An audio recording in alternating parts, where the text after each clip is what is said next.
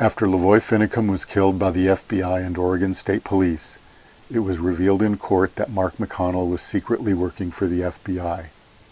Soon after LaVoy's murder, Mark McConnell released a public statement about the murder, blaming it on LaVoy himself.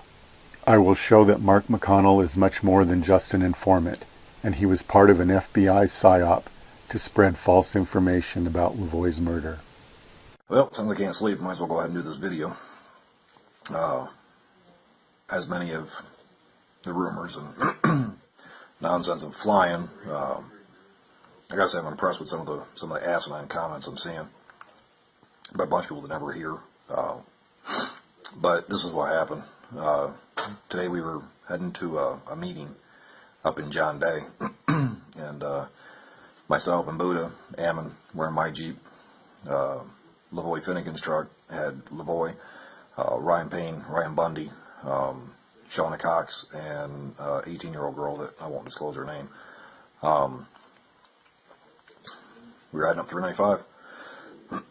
Ammon was taking a nap in the back of my Jeep. Buddha and I were just jawing. You know, as we were going through the forest, we happened to look over, and there was approximately 11 heavy-duty, 3/4 ton, 1 ton trucks sitting there. All winches and jacked up and, standard HRT trucks. How does Mark even know that the HRT was involved? The HRT is an elite branch of the FBI. How does Mark know what standard HRT equipment is? In order to know what is standard HRT equipment, you would have to have seen numerous HRT operations. Mark seems to have knowledge about the operation that is much more specific than a mere informant should have. Compare this to Shauna Cox's description. Ryan Payne rolls down the window and he sticks both hands out the window and he yells back at I'm guessing whoever it was with the flashing lights, and he yells back at him. The occupants of LaVoy's truck ask numerous times and still do not get a complete answer. What are we getting now? Who are you? Yeah, who are you? Who are you? Who are you? Everyone else does not know who has pulled them over, while Mark McConnell knows exactly which branch of the FBI is in charge. And they whipped out, pulled us over, pulled me out of the Jeep first, being a driver, being as tall as I am and such, being armed. Yeah, they were a little rougher with me, but I would be too. In this statement, Mark is describing an interaction between the FBI and himself. He uses the word "I" to refer to the FBI rather than to himself. This indicates that he identifies more closely with the FBI than he does to the Mark McConnell character that he is playing. Then they pulled Ammon out. They pulled Buddha out. And then after they had us secured, they radioed ahead that Vehicle 1 was secure. Go ahead and proceed with Vehicle 2. At that time, we seen somebody come out of Vehicle 2. Didn't know who it was on the passenger side, and they're about 200 yards up. They went to the ground. They were handcuffed. Next thing we know, LaVoy takes off with his pickup and the other occupants. HRT, of course, pursues. Again, how does he know that it is the HRT, unless he is more than an informant? They got further down the road, and we realized there was actually a roadblock about a mile down. And from what Shauna Cox is saying, going off of what Shauna Cox and what Ryan Payne are saying, which were in the vehicle, visually, I seen the truck take off. Now, anytime somebody takes off with a vehicle away from law enforcement after they've exercised a stop, it's typically, considered an act of aggression and foolish. No sane person outside of law enforcement thinks that running away is an act of aggression. To have an opinion like this requires quite a bit of brainwashing, the kind of brainwashing that you might receive in law enforcement training. The phrase, "exercise a stop," is law enforcement lingo and not how an ordinary person would speak. Mark will now start throwing out insults about LaVoy, showing the true purpose of his video. Some of these insults will be thinly disguised as praise for LaVoy. Payne said while they were sitting there and they were clearing my vehicle that him and LaVoy kind of had a heated discussion, and LaVoy was actually rather heated. But, I'm not going to dismiss, or degrade LaVoy at all. Here Mark reveals his true purpose, to dismiss and degrade LaVoy. He would not say this if he was not fully aware that his statements will actually dismiss and degrade LaVoy. LaVoy was very passionate, about this, about the movement, about what we were doing up here. But emotionally thinking, it's not always the best. But he was very passionate. I love the dude. Met him 3 weeks ago. I admired him. But he took off. HRT had to chase him. And then from what Shauna Cox was saying, once they got down there by the roadblock, I don't know if he tried to go around the roadblock or what he did. But anyways, the nose of his truck got stuck in the, snowbank right there. And LaVoy has a diesel, manual transmission. From what Shauna Cox said, from she was inside of his truck again, that when he exited the vehicle, the rear wheels of the vehicle were still spinning, which diesel truck, manual transmission, makes sense. It's possible until it stalls. And he charged after law enforcement. Although he did not witness this, and no other witness corroborates this, Mark will state 3 separate times that LaVoy charged law enforcement. This is one of the key statements that Mark presents. Mark is trying to justify the shooting of LaVoy by planting false information. Since this is contradicted by other witness statements, this information could only have come from the FBI or Oregon State Police. This next section is a convoluted mess of contradictory statements, but Mark still gets his main point through, repeating it 3 times, that LaVoy charged the police. He will claim that he got his information from Shauna and then try to discredit Shauna. He will speculate about things he did not see and then claim he was not going to speculate. Numerous, her story's changed a few times. She's added pieces, subtracted pieces. I don't know. I really don't know. What I do know to be true is from what Payne said, from what Shauna said, taking, pieces here, pieces there, and from what I witnessed. I didn't see the shooting. He was not on his knees. He was not none of that. He was none of that nonsense. That was a miscommunication on somebody else's part. But he went after him. He charged him. LaVoy was very passionate about what he was doing up here. Not dismissing what they did, not dismissing what he did. I don't know. I didn't see it, and I'm not going to speculate on it. But here it is. I'm tired of all the rumors, tired of all the gossip and bullshit. He was gunned down. No, I don't know if he was gunned down. Hell, I was there. I know he took off. I know he drove that way. I know he led him on a pursuit from a person that was in the vehicle. He jumped out of his vehicle basically while it was still alive and charged at him. That ain't gunning somebody down. I don't know what happened up there.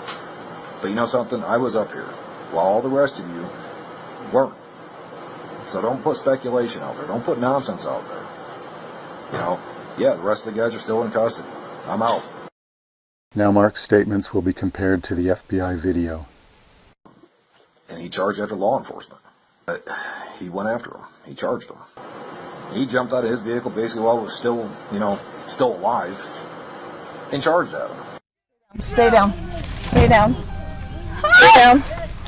Stay. A quick look at the FBI video shows that Mark's statements are false. LaVoy did not charge the police. Most of what Mark talks about he did not actually witness. However, there is one significant event that Mark should have witnessed. At the first stop, the police fired a shot at Ryan Payne. After this, Ryan Payne got out of the truck and was arrested. Here is Mark's description. At that time, we seen somebody come out of vehicle 2. Didn't know who it was on the passenger side, and they're about 200 yards up. They went to the ground. They were handcuffed. Next thing we know, LaVoy takes off. Mark does not mention the shot at all. Later, Mark was secretly recorded talking about hearing the shot. You didn't see them shoot at Ryan and the truck, correct? We heard a shot, but we were probably, I would say between 100 and 200 yards. We heard what we sounded like a shot. In this next segment, Mark refers to the shot as a pop. He called for, he's the one that called ahead that said the vehicle 1 was clear, proceed with vehicle 2. That's when you heard the pop. You hear the pop, but I couldn't see like a weapon in anybody's hands or anything. And then that's when Payne came out of the truck and went to the ground. Mark did hear the shot, but he neglected to mention it in his public video. and he made up details about events that he did not witness. FBI agent Mark McConnell is absolutely not trustworthy as a witness. This graph shows the number of people searching Google for LaVoy Finicum for a month following his death. It shows that for a few days many people will search for information, but the interest drops quickly. This means that whoever sets the press narrative in the first few days will determine what the majority of people believe, and their opinion is likely to remain fixed after this time. The FBI wanted to set the press narrative in this crucial time window. This is why Mark McConnell was released early to tell his story. Yeah, the rest of the guys are still in custody. I'm out. He was neither a real protester, nor was he an eyewitness to LaVoy's murder.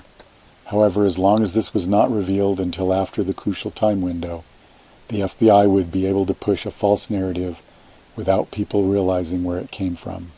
However, there was an unforeseen problem with the FBI strategy. Victoria Sharp was in LaVoy's truck by a coincidence and was an eyewitness to the murder. They had less reason to hold Victoria than they did Mark McConnell, and the police had to release Victoria. For Mark's story to set the press narrative, they had to discredit Victoria. Here is a key part of Victoria's early statement that came out soon after the murder. He was just walking with his hands in the air, and I saw it. I swear to God. He was just walking with his hands in the air, and they shot him. In the following interview, CNN attempts to discredit Victoria. So a lot of times witnesses don't see things correctly. The FBI released some video. Have you seen this video yet? I don't think I have. Can I show you, have you take a look at this Sure. video? So he had his hand up. Look at his hands. His hands are in the air. Right. And this is, see him right there? That's him. What the FBI is saying is that he specifically reached for something in his left pocket twice. I can't say if he was reaching for a weapon or not. Now we will take a closer look at the part where the FBI claims that LaVoy was reaching for a gun. This time the sound will be included. Stay down. Stay down. Stay down. Stay down. Stay down. Stay down. Stay down. Stay down. Stay down. Stay down. Stay down. Stay down. There is a sound of a gunshot just before LaVoy brings his arms to his chest. The FBI and the Oregon State Police had less lethal weapons similar to this.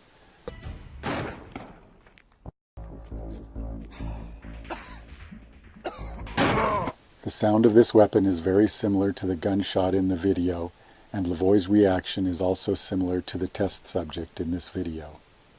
Let's look at the interview segment again, except this time I have added the sound that goes with the video. Can I show you, have you take a look at this Sure. video? So he had his hand up. Look at his hands. His hands are in the air. Stay down. Stay down. Stay down. See him right there? That's him. What the FBI is saying is that he specifically reached for something in his left pocket twice. I can't say if he was reaching for a weapon or not. Here the FBI video is compared to Victoria's initial statement. He was just walking with his hands in the air, and I saw it. I swear to God. He was just walking with his hands in the air, and they shot him. Stay down. Stay down.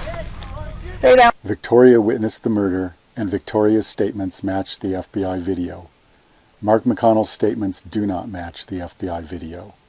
However, most of the mainstream press presented Mark McConnell's statements as accurate, while attempting to discredit Victoria. Victoria was correct all along.